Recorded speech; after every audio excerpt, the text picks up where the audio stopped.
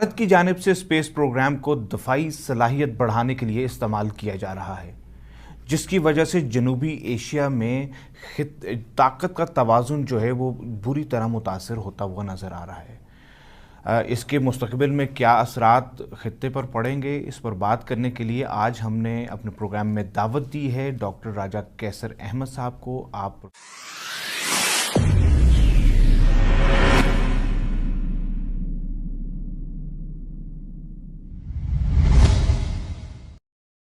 इस तरह भारत का जो स्पेस प्रोग्राम है वो खित्ते के अंदर ताकत का तवाज़न ख़राब कर रहा है।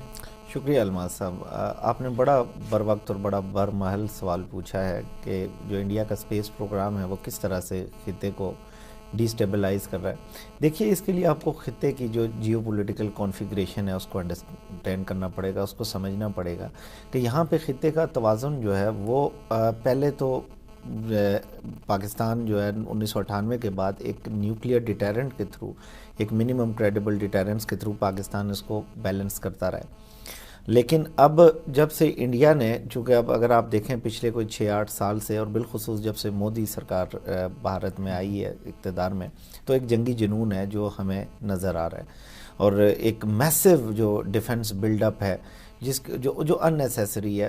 हालांकि अगर आप देखें तो 2015 में मोदी साहब ने अपनी तकरीर में बड़ा बरमला कहा कि आइए मिलकर गुर्बत से लड़ते हैं, आइए मिलकर जो है तंगदस्ती से लड़ते हैं, लेकिन जो चीज़ें प्रैक्टिकल साइड पे हैं वो बड़ी मुख्तलिफ हैं।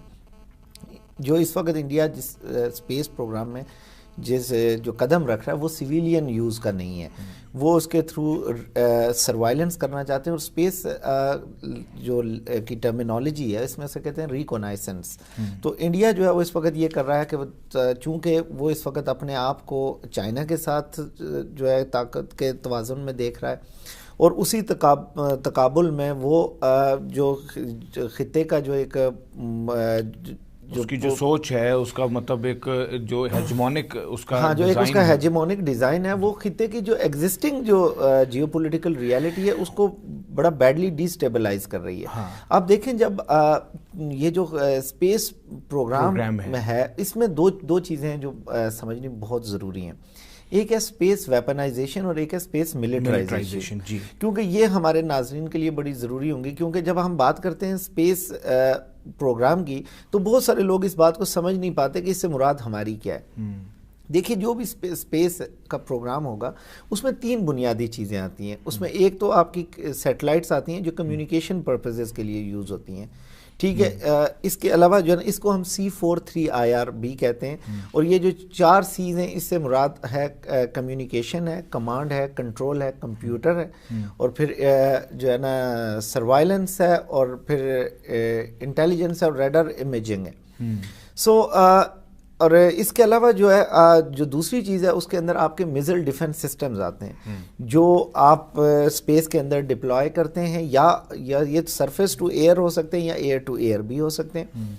फिर इसके अलावा जो इसमें तीसरी चीज़ आती है वो है ASAT, जिसे हम कहते हैं एंटी सैटेलाइट वेपन्स।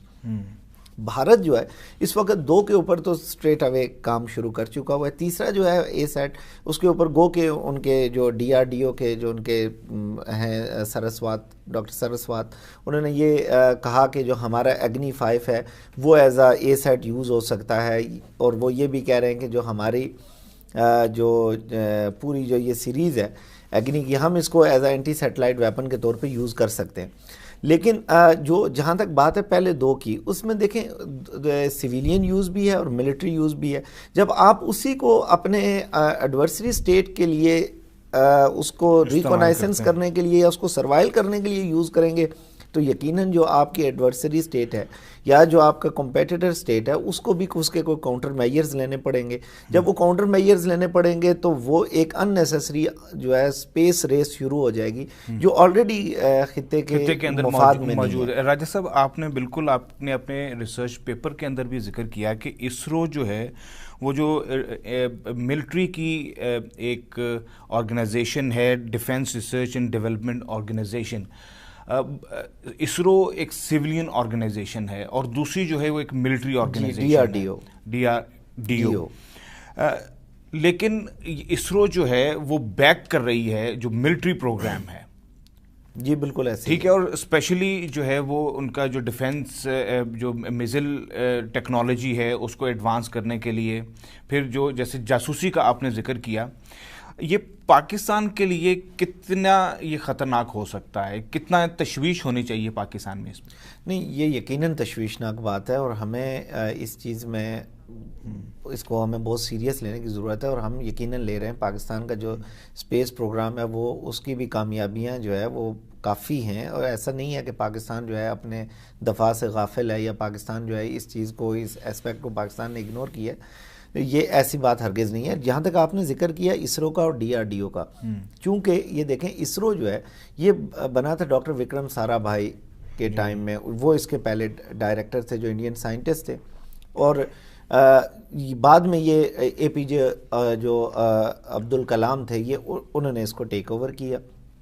جب DRDO نے اپنا پہلا جب انٹیگریٹڈ میزائل ڈیفنس پروگرام شروع کیا تو اس وقت اپنی پوری اسرو سے ٹیم لے کر عبدالکلام جو تھے وہ DRDO میں گئے، اور انہوں نے اس کو وہ پورا جو انڈیا کا انٹیگریٹڈ میزائل ڈیفنس پروگرام تھا اس کو بنانے میں اس کو پورا ہیلپ کیا. راجہ یہ بتائیے گا کہ انڈیا کا جو اسپیس پروگرام ہے، جیسے کہ آپ نے ذکر کیا کہ وہ کافی اس کے اوپر آپ اسپینڈنگ کر رہے ہیں، اس میں وہ کون کون سی ٹیکنالوجیز استعمال کر رہے ہیں، اور خصوصی طور پہ اس وقت کتنے سیٹلائٹس جو ہیں وہ ان کے خلا میں موجود ہیں؟ الماس صاحب، اس کے لیے یہ تھوڑا سا ٹیکنیکل نوعیت کا سوال ہے، اس کو ہمیں سمجھنا پڑے گا. انڈیا نے جب اپنے اسپیس پروگرام کا آغاز کیا تو انہوں نے اپنی جتنی سیٹلائٹس تھیں وہ LEO جسے ہم کہتے ہیں لو ارتھ آربٹ میں بھیجی. ٹھیک ہے، کیونکہ اس وقت انڈیا کے پاس جو اسپیس لانچ وہیکل تھی، جو بنیادی ضرورت ہے کسی بھی اسپیس پروگرام کو لانچ کرنے کے لیے، وہ جو پہلی انڈیا کی جو اسپیس لانچ وہیکل تھی وہ کوئی اتنی کامیاب نہ ثابت ہو سکے انڈیا کے لیے. انڈیا نے اس کے تھرو 4 سیٹلائٹس لانچ کرنے کی کوشش کی تھی، اس میں 2 میں کامیابی ہوئی اور ایک مکمل ناکام ہوئی اور ایک پارشلی ناکام ہو گئی. تو اس کے بعد جو ہے نا انڈیا نے فرانس کے ساتھ کولیبوریٹ کیا اس میں جو ہے نا اسپیس میں بھیجنے کے لیے اپنی سیٹلائٹس کو. اس ٹائم پہ انڈیا کی جو 32% سیٹلائٹس ہیں وہ ہیں لو ارتھ آربٹ میں، اور جو 68% جو انڈیا کی سیٹلائٹس ہیں وہ ہیں جیو اسٹیشنری آربٹ میں. ٹھیک ہے، یہ اس میں بیسک بنیادی فرق ہے الٹیٹیوڈ کا، کہ جو ہے نا جو پے لوڈ جو اسپیس جو ایسٹ ہے وہ جتنا کیری کر سکتا ہے، یہ اس کا ڈفرنس ہے. کیونکہ جو لو ارتھ آربٹ میں ہوگا تو وہ کم الٹیٹیوڈ تک اور کم پے لوڈ کو کیری کر سکے گا. جیو اسٹیشنری آربٹ تک جو ہے وہ تھوڑا زیادہ الٹیٹیوڈ اور تھوڑا زیادہ پے لوڈ کو کیری کر سکے گا.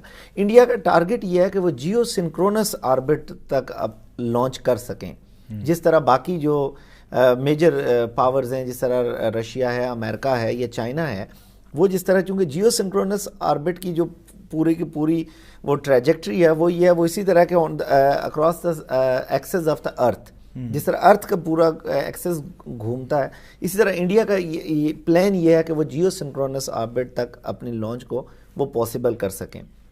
جہاں تک آپ نے دوسرا سوال کیا کہ انڈیا کے پاس اس وقت کس کس قسم کے جو اسپیس سیٹلائٹس ہیں، ٹھیک ہے، انڈیا نے ایک تو ایجوکیشن ریلیٹڈ سیٹلائٹ 2002 میں انہوں نے لانچ کیا. اس کے علاوہ انڈیا کے پاس جو ہے جو امیجنگ کے لیے جسے ریڈار امیجنگ کہتے ہیں، ریساٹ 1 ریساٹ 2، یہ ریڈار امیجنگ سے ریلیٹڈ سیٹلائٹ ہے، یہ انہوں نے اس میں کیے ہوئے ہیں. سیکنڈلی کارٹو سیٹ ہے انڈیا کا سیٹلائٹ، جس کو جو ہے نا وہ یوز کر رہے ہیں فار جو ہے نا. پھر اس کے علاوہ IRS ہے جو بہت امپورٹنٹ ہے، ریموٹ سینسنگ سیٹلائٹس، جس کے تھرو آپ جو ہے نا اینیمی کی اس کے جو موشن ہے یا جو نیویگیشن ہے اس کو آپ ٹریک کر سکتے ہیں. تو انڈیا اس وقت سائملٹینیسلی بہت سارے چیزوں پہ کام کر رہا ہے. وہ جیوگرافیکل نیویگیشن کے اوپر بھی کام کر رہے ہیں، وہ ریموٹ سینسنگ کے اوپر بھی کام کر رہے ہیں، وہ ریڈار امیجنگ کے اوپر بھی کام کر رہے ہیں.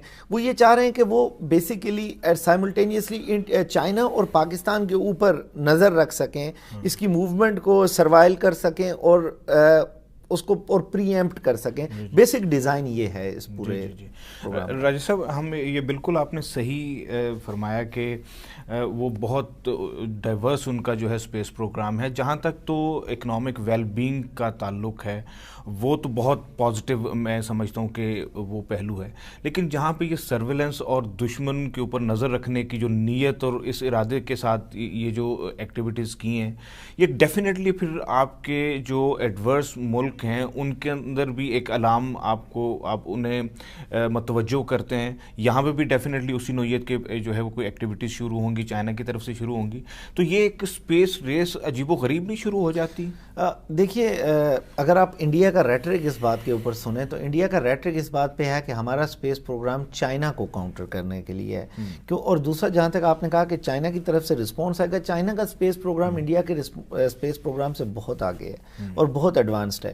چائنا پہلا کنٹری تھا جس نے اے سیٹ کو 2008 میں کیا, جب انہوں نے اپنی فینجیم 1C سیٹلائٹ کو جو ہے نا یہ کہہ کے کہ آؤٹ ڈیٹڈ ہے, انہوں نے سیٹلائٹ میں ہی اس کو وہ کر دیا تھا.